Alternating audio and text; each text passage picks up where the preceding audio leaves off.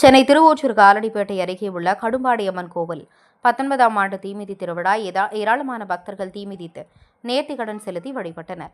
திருவொற்றியூர் அடுத்த காலடிப்பேட்டை வன்னியர் தெருவில் அமைந்துள்ள கடும்பாடியம்மன் கோவில் மிகவும் பழமையான பிரசித்தி பெற்ற கோவில். இந்த கோவிலில் வருடம் தீமிதி திருவிழா நடப்பது வழக்கம்.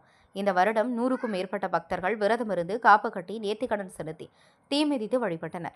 இந்த சித்ரா பௌர்ணமியான இன்று தீமிதி திருவிழாவில் மிகவும் விமர்சையாக ஏராளமான பக்தர்களுடன் நடைபெற்றது.